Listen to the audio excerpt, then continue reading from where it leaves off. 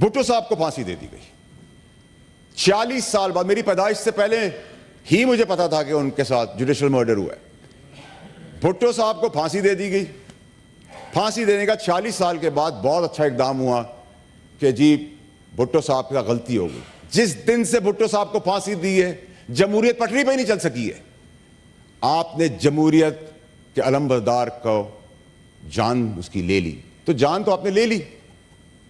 तो इन जजेस ने जो सारे काम किए, इन जजों ने जो सारे काम किए, और जो इन जजों के खिलाफ उनकी अपने जजेस बात कर रहे हैं, तो भुट्टो साहब को जब आपने फांसी देती, फिर एक दफा गलती कर दी आपने, तो अलामती सजा तो देते। उस जज को अलामती फांसी तो देते। उस जज के पीछे डिक्टेटर को तो आप फांसी देते अलामती। आपने नहीं दी क्योंकि मिस्टेक थी। आप जज थे, क्योंकि जज इस मुल्क के अंदर आइन और कानून से बालातर है। चलें जी, जरदारी साहब को 14 साल कैद दे दी। कैद दे दी, किसी कानून के अंदर 14 साल नहीं है, किसी केस के तहत नहीं दी गई, दे दी गई। उस 14 साल के बाद उस जज का क्या हुआ? मिस्टेक हो गई, क्योंकि वह जज है। 14 साल बर्बाद हो गए एक आदमी के। एक हमारे जमहूरी लीडर भुट्टो साहब, लेजेंड जो हैं, उनको फांसी, मिस्टेक हो गई। आगे चलें जी, नवाज शरीफ साहब को ओवर द काउंटर पे पैसे ना लेने पर, यह एक नया कानून था, ओवर द पैसे ना लेने पर बच्चे से पैसे नहीं लिए, ले लिए होते, नहीं लिए, नहीं लेने पे ब्लैक लॉ डिक्शनरी इजाद, और उनको 2/3 मेजॉरिटी वाले प्राइम मिनिस्टर को डिबार कर दिया जाता है। चलें जी, मिस्टेक हो गई। सिसेलियन माफिया कहा गया उनको। काश उनकी पार्टी खड़ी होती जैसे मैं खड़ा हूं। चलें जी, आगे बढ़ें। इमरान खान साहब, हुकूमत चल रही है, रात को छुट्टी वाले दिन अदालतें खुल जाती हैं, अदालतें खुल जाती, पाबंद कर देती हैं। अब इसमें दो बड़े इंपॉर्टेंट फैक्टर्स हैं मैडम, इसको आपने बड़ा गौर से सुनना है। सुप्रीम कोर्ट खुली तो समझ में आता है कि सुप्रीम कोर्ट ने आइन और कानून के तहत उसको प्रोटेक्ट करना था, नो वोट ऑफ कॉन्फ्रेंस को, तो उन्होंने पाबंदी के तौर पर वो खड़े रहे, उन्होंने अपनी अदालतें खोली। लेकिन मोसेस, बेहतरीन दलेर जज अतर मिनल्लाह, जो उस वक्त के चीफ जस्टिस थे, उन्होंने लाहौर हाई कोर्ट खोल दी। ये सवालिया निशान है कि लाहौर हाई कोर्ट खोलने का, इस्लामाबाद हाई कोर्ट खोलने का मकसद क्या था? वो कौन सा ख्वाब था जिस ख्वाब ने उनको रात को उठाया, उनके स्टाफ को वहां मौजूद फरमाया, मन पसंदीदा मीडिया वहां मौजूद था, 2 घंटे खुला गया। वो क्या ऐसा बीच का हिस्सा है? वो क्या पाकिस्तानी कौम को ढूंढने की जरूरत है, पीटीआई के दोस्तों को ढूंढने की जरूरत है कि वो बीच का हिस्सा क्या था? मैं तो बताऊंगा इसी तरह शवाहिद के साथ ही, और जो इनका कामयाबी और तरक्की और तारीखी फैसलों और इस्लामाबाद हाई कोर्ट से कुछ माह पहले, रिटायर होने से पहले वो सुप्रीम कोर्ट क्वालिफाई कर जाता है, उस तक का सफ़र तो वो अपनी आप में खुद ही बताएंगे कि उनकी वो जो कामयाबी का राज क्या था। ख्वाब था, क्या वो ख्वाब है? क्या वो किसी की आलाकार थे? क्या वो मदाखलत थी? ये तो वही बता सकते हैं, मैं नहीं बता सकता।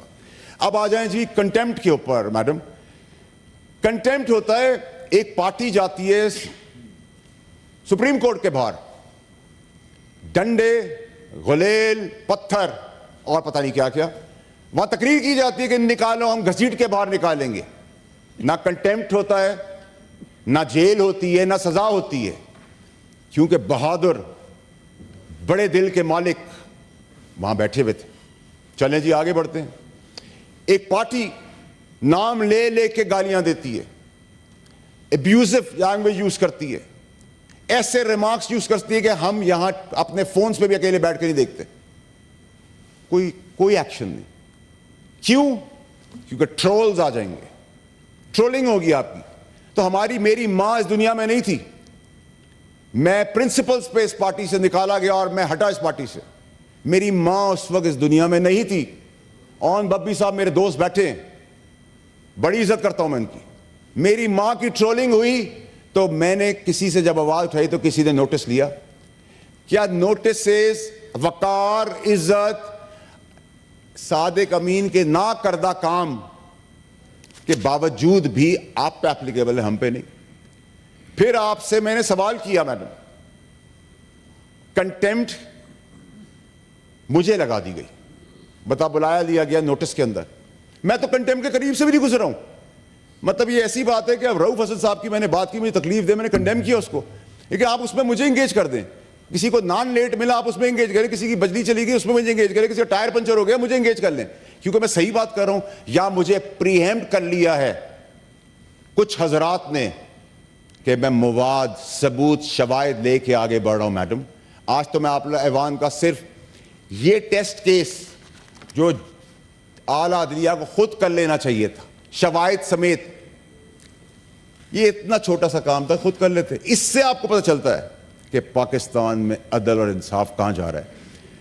आगे बढ़े जी। मैंने सवाल किया जज बाबर सत्तार की तकर्री के टाइम पे, prior to his elevation as high court जज।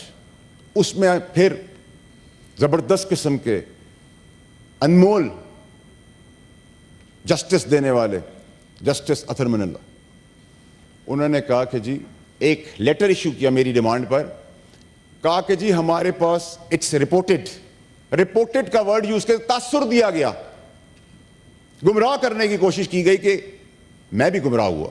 मैंने कहा इसका मतलब तो इनका सबूत है, रिकॉर्ड पे है, जो भी है, whether it is green card, blue card, red card, I am not interested, I am not concerned, I am not bothered, I am not pushed.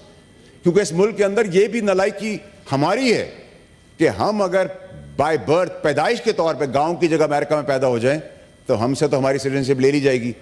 और मैंने मैडम इस अवान के अंदर आपको बताता हूं, मैं वाहिद पाकिस्तानी हूं जिसने अपनी औलाद, अपने बीवी बच्चे, अपने मां बाप, बहन भाई, किसी को जो एलिजिबल हैं उनको भी सिटीजन नहीं रहने दिया। ना वो सिटीजन है किसी और मुल्क के, ना मैंने ग्रीन कार्ड ले लिया है कि कल जब मेरी रिटायरमेंट हो तो मैं यहां से ग्रीन कार्ड के बेसिस पे पासपोर्ट लूं और उड़ जाऊं। मेरा कंसर्न नहीं, I am not bothered, I never raise the question उस चीज को, और मैंने क्वेश्चन ही नहीं किया मैडम।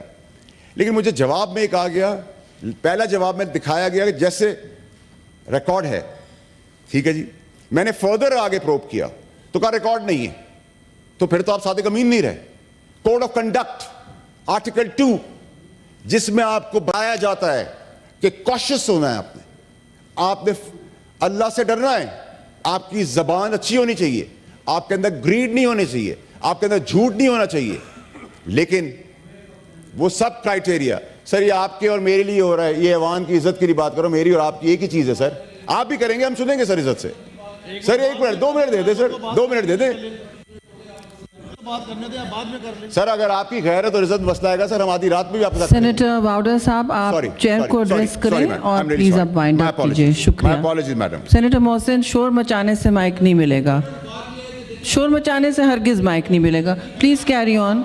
आपको टाइम दूंगी, मैंने दिया था, आपके लीडर ऑफ अपोजिशन खड़े हो गए थे, उनको तरजीह मिलती है।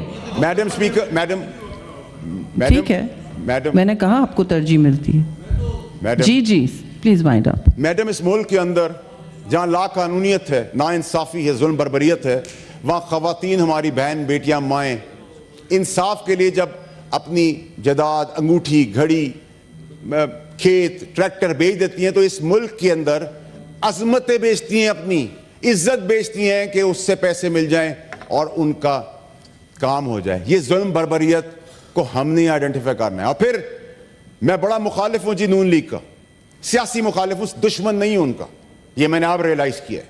मेरी जानी दुश्मनी उनसे नहीं, मुखालफत है। उस मुखालफत में मैं बड़ा क्लैरिटी से आपको बताना चाहता हूं मैडम कि अगर उनके मनसब पार्लियामेंट, चाहे वो पीटीआई, एमक्यूएम, पीपल्स पार्टी या नून लीग होगी, और शब खून मारने की बात की जाएगी और एग्जीक्यूटिव के इंटेग्रिटी को कोई क्वेश्चन करेगा, समेत मेरे हम सब साथ खड़े होंगे।